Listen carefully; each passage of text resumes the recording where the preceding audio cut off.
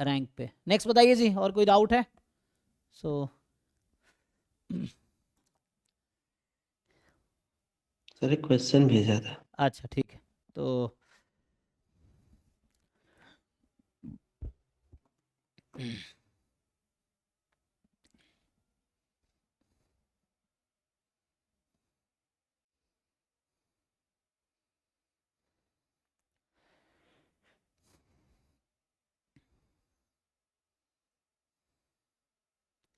इसमें क्या है आपके पास, F0 F1 दे रखा है।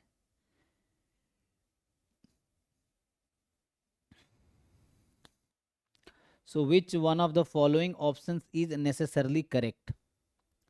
तो expectation of 5x under H naught, तो पहला ऑप्शन जो है ना, expectation of 5x under H naught, तो ये हो गया वही probability of rejecting H naught under H, है ना, probability of rejecting H naught. ये ओपन करेंगे आप तो ये नॉन रैंडमाइज टेस्ट होगा ना।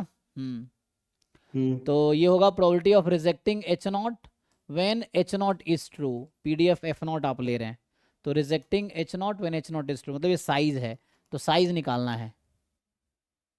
दूसरा है F1 दे रखा है ना, तो इसका मतलब पावर बात कर रहा है, power. Probability of rejecting H not when H1 is true, ठीक है ना, probability of rejecting H not when H1 is true. ये साइज पूछ रहा है 0.05 है क्या, ये पावर 1 है क्या, और नेक्स्ट आपसे कह रहा है कि प्रोबेबिलिटी ऑफ 5x बीइंग 1, तो 5x बीइंग 1 मतलब रिजेक्शन रीजन ना, क्योंकि 5 हम क्या लेते हैं, 5x जनरली जब हम test 1 0 1 when x reject H not and not reject H not, 5x 1 का मतलब रिजेक्टिंग एच नॉट। तो सी जो ऑप्शन है, probability of rejecting H not, हाँ हाँ, तो क्या ये प्रोबेबिलिटी x मोर देन 1 होगा? तो ये कहना चाह रहा है इनडायरेक्टली कि क्या रिजेक्शन रीजन ये है, reject H not if x more then 1, ऐसा कहना चाह रहा है कि क्या आपका ये एक रिजेक्शन रीजन है। सी ऑप्शन ये कह रहा है, और डी ऑप्शन आपको कह रहा है प्रोबेबिलिटी ऑफ 5x1, तो मतलब rejecting H not when H1 is true, rejecting H not when H1 is true, power less than 1 है क्या, सो पावर लेस देन 1। अब आप बताइए डिसाइड करके, तो आप बताइए इसमें क्रिटिकल रीजन आपका क्या आएगा, निकाल पाते हैं? x क्योंकि 0 से 1 में H0/H1 क्या है, 1/1, ग्रेटर देन 0.95 आ रहा है। और 1 से 2 में क्या आएगा, 1 से 2 में 0/1, तो 0। तो मतलब मैं ये कहना चाह रहा हूँ रीजन LH0/LH1 आप निकालेंगे तो ये 1 है और ये 0 है, तो डिक्रीज कर रहा है। x जब 0 से 1 में ये थे, 1 से 2 में, तो ये तो डिक्रीज कर रहा है। तो जब डिक्रीजिंग है तो क्या होता है critical reason, x greater than c। हाँ चलिए कहते हैं सी या के। अब 5 is the most powerful test of level 0.05, तो इसमें k क्या होगा, तो probability x more than equal to k when x belongs to f0, ये 0.05 है, तो बताइए k क्या होगा, यूनिफॉर्म 0 1 है ये तो 0.95।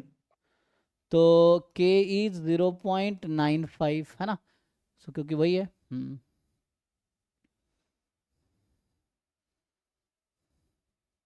ओके, अब आप बताइए, तो ये 0.95 है, लेकिन यहाँ पे जो लेवल का डेफिनेशन है ना, 5 the most powerful test of level 0.05, तो हालांकि हमने वो ले लिया है। तो एक्सपेक्टेशन ऑफ 5x, तो 5 हम क्या बनाएंगे यहाँ पे, हम लोग 5 कैसे बनाएंगे, कंस्ट्रक्ट करेंगे कि 5 जो कंस्ट्रक्ट करेंगे हम लोग ऐसा कंस्ट्रक्ट करेंगे कि 5x 1 x is greater 1 than 0, 0.95। G x more than equal to 0.95 and 0 when x less than 0.95, ऐसा हो जाएगा। तो ठीक है, तो यहाँ से पावर निकालिए, क्या आएगा, पावर 1 आ जाएगा। नहीं 1 कैसे आएगा, चेक करते हैं। Probability of x more than equal to 0.95 when H1 is true, so F1 के पीडीएफ में ये निकालिए। 1 से 2 तक जाएगा। नहीं नहीं, 1 से 2 कैसे जाएगा, 0.95 से 2 जाएगा। नहीं तो वहां पे तो अच्छा सपोर्ट जो 1 है ना, ओ एक मिनट एक मिनट, तो यहाँ से 0.95 से 1 में क्या है प्रोबेबिलिटी, 0 है ना। अच्छा, तो इसका मतलब ये 1 हो जाएगा। ओके, तो अभी मैंने 1 लिया है, उसकी वजह ये है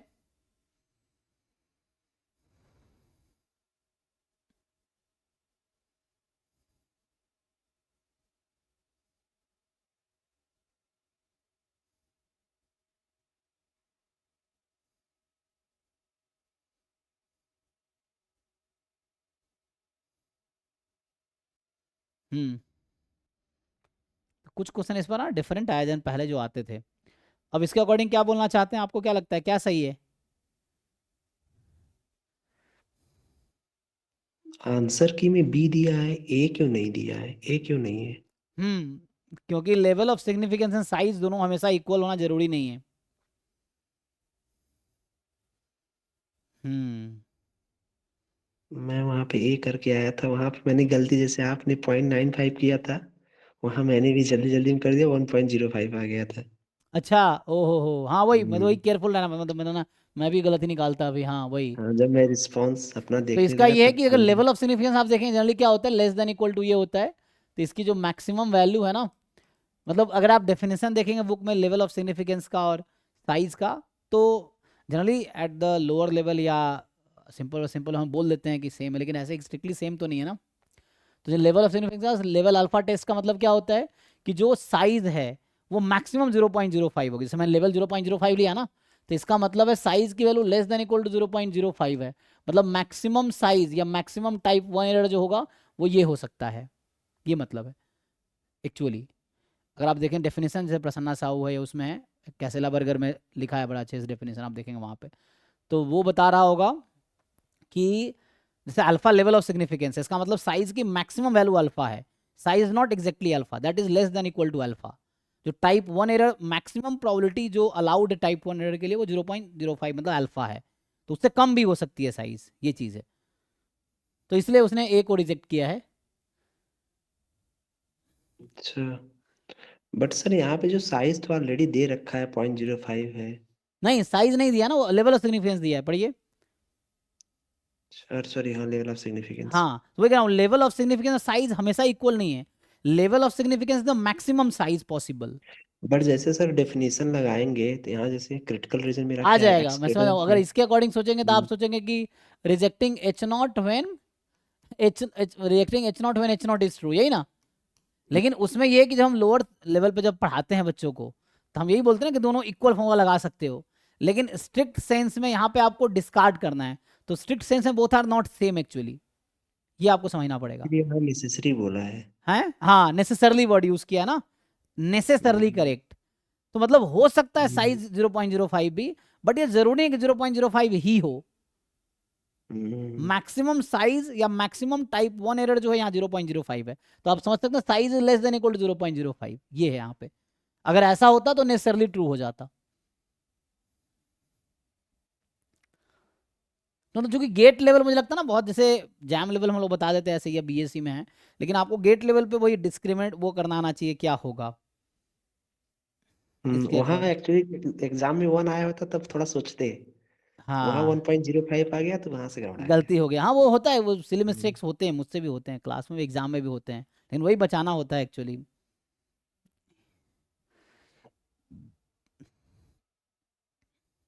और वी टेस्टिंग का ये 2-3 क्वेश्चन नहीं हो रहा है, बाकी तो हो जा रहा है। लेकिन हाँ मतलब क्वेश्चन थोड़े अलग टेस्टिंग के पूछे हैं ना, एक हम्म, इस तरह के थोड़े डिफरेंट है। एक और क्वेश्चन उस दिन था, वो किस टॉपिक का था जो हुआ नहीं था, क्या था अच्छा, वो वो गेट का ही था ना वो, लिमिट थ्योरम का था। लिमिट थ्योरम का था, हाँ उसमें भी कुछ ऐसे ही दिक्कत मैं था। आपको पेपर ही सेंड कर रहा हूँ, मुझे वही 2-4 क्वेश्चन अगर हो सके तो। भेजिए, ट्राई करके देखते हैं ये चीज़ है। हाँ वो सेंट्रल लिमिट थ्योरम टाइप का जो था, इसमें आईआईडी हटा रखा था ना, दिक्कत ये है। जनरली हम जो सेंट्रल लिमिट थ्योरम पढ़ते हैं आईआईडी के लिए पढ़ते हैं, वहाँ आईआईडी हटा रखा है, तो इसलिए दिक्कत है वहाँ पे। तो बताइए। एक खुल ओपन हो गया। हाँ ओपन तो हो गया है। ठीक है तो फिर पहले टेस्टिंग में एक क्वेश्चन और है। क्वेश्चन नंबर 43 है शायद, 43।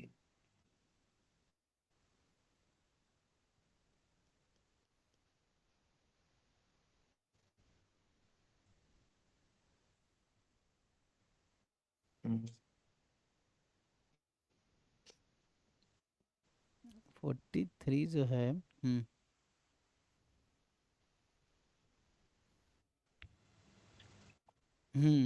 ये जो क्वेश्चन है ये अभी